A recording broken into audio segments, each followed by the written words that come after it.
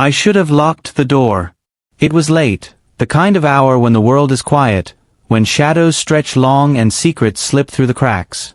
I was in Michael's apartment, sprawled out on his couch in nothing but my briefs, waiting for him to get back from his night shift. He had texted an hour ago saying he'd be late. I didn't mind. I was comfortable, drowsy, half watching a rerun of some crime show when the knock came. Not the tentative, polite knock of a stranger. No. This was firm, commanding, 3 thuds against the wood. I hesitated, pulse quickening. Something in my gut told me to ignore it, to pretend I wasn't home. But curiosity, or maybe boredom, had me rising to my feet. I opened the door. And there he was. Gabriel. Michael's uncle. I had met him a handful of times before, always in fleeting moments. Family gatherings, a barbecue, once when he had given us a ride home from the airport. But I had never seen him like this. He stood in the doorway, broad-shouldered and imposing, wearing a fitted black shirt that hugged his sculpted torso, jeans slung low on his hips. His jaw was dusted with stubble, lips slightly parted as if he had just run his tongue over them. And those eyes, dark, knowing, holding something dangerous in their depths.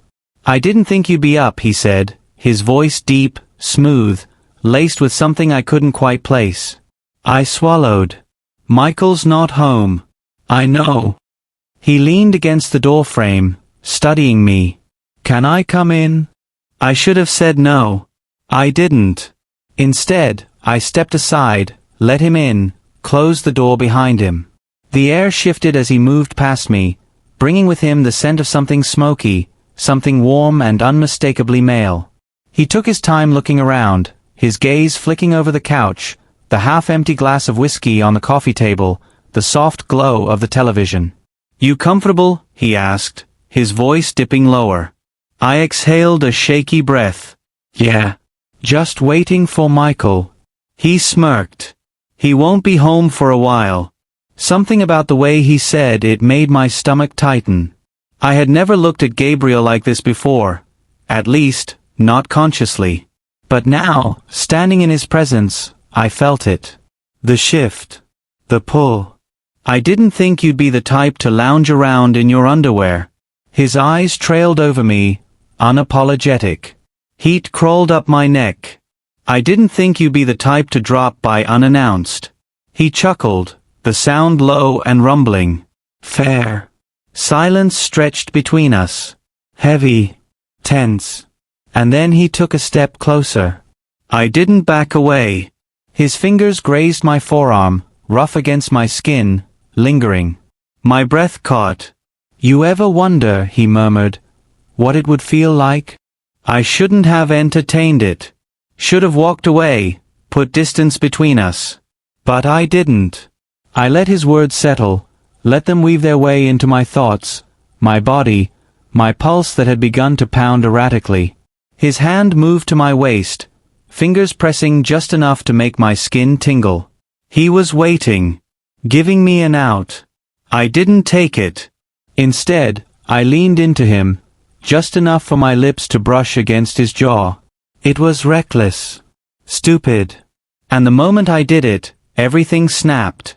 His hands were on me, gripping, pulling, demanding. Our mouths collided in a kiss that was raw, urgent, desperate. His stubble scratched against my skin, his breath hot as he devoured me, as he pressed me against the wall, his body hard and unyielding against mine. I moaned into his mouth, my fingers digging into his shoulders, my body igniting with something feral, something forbidden. The space between us vanished as he crushed me against him, as if he wanted to consume me, to pull me into himself and never let go. His hands moved, tracing, exploring, setting fire to my skin with every touch. My shirt bunched up under his fingers as he pushed it aside, his fingertips branding me as they slid over my ribs, my stomach, my chest. The heat of him was overwhelming, his scent, a mix of leather, musk, and something uniquely him, invading my senses, making my head spin.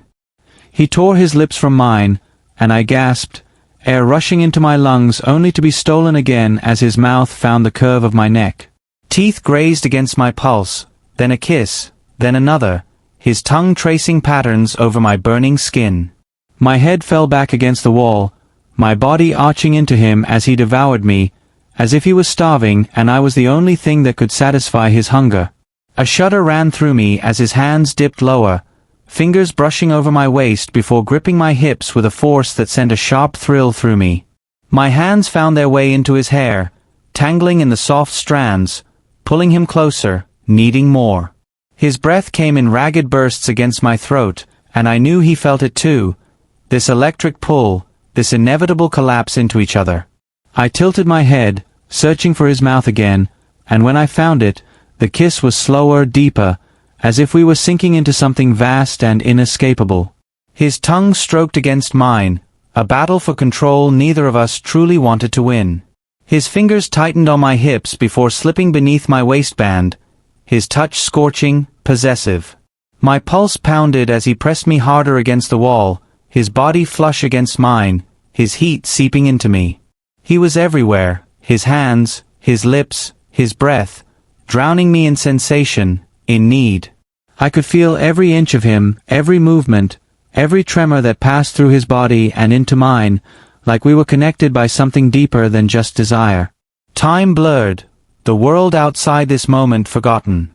There was only him, his touch, his breath, his weight anchoring me to reality even as he unraveled me.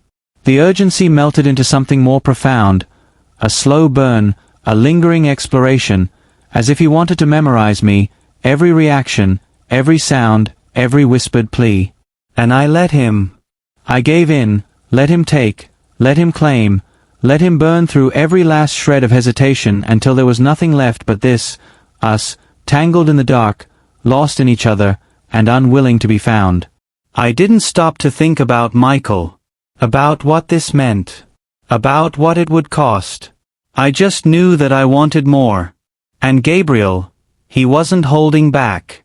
The next morning, I woke up tangled in sheets that weren't mine, my body aching in the best way possible. Gabriel was gone. No note. No text. Nothing. My heartbeat increased as I sat up, reality crashing in. I heard a knock at the door. I stumbled out of bed, pulling on the nearest pair of joggers. When I opened the door, my breath caught in my throat. Michael stood there, eyes unreadable, shoulders tense. And behind him, Gabriel. His expression was blank, giving nothing away. Michael stepped inside, his gaze sweeping over me, over the rumpled sheets behind me, over everything. Then he turned to Gabriel. I told you he wouldn't say no. My stomach dropped. The air in the room turned suffocating. My mind reeled, trying to process what I had just heard. Gabriel smirked, slow, satisfied. You were right. I staggered back, horror dawning. Michael? Michael crossed his arms. You think I didn't know? That I didn't see the way you looked at him? I couldn't speak, couldn't move. Michael took another step forward, closing the distance between us. His voice was soft, but filled with something dangerous. We share everything. And just like that, my world tilted. My pulse pounded in my ears. The room suddenly felt smaller, the walls pressing in. Gabriel stepped inside, shutting the door with an eerie finality. His smirk remained, but his eyes, dark and assessing, told a different story. Michael exhaled, slow and deliberate. You never asked, but you knew, didn't you? I shook my head, words caught in my throat. Michael chuckled, low and humorless. Don't look so shocked. He tilted his head toward Gabriel. You think he ended up in your bed by accident? A sick feeling curled in my stomach. I turned to Gabriel, searching for something, anything, that made sense. Tell me he's lying.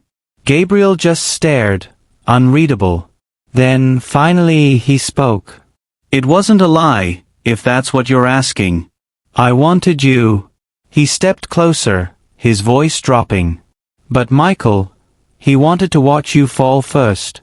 My breath hitched. Michael moved to my side, close enough that I could feel the heat radiating off him. We don't keep secrets. Not from each other. Gabriel's fingers brushed my wrist. And now, his smirk deepened. We don't have to keep secrets from you either. The air crackled between us. Michael's hand came up, fingertips ghosting my jawline. So tell me, he murmured, are you still going to pretend you don't want this? I should have run. I should have pushed them away. But I didn't. Because the truth, the one I had refused to acknowledge, was that I wanted this more than I should. More than I could handle. And they knew it.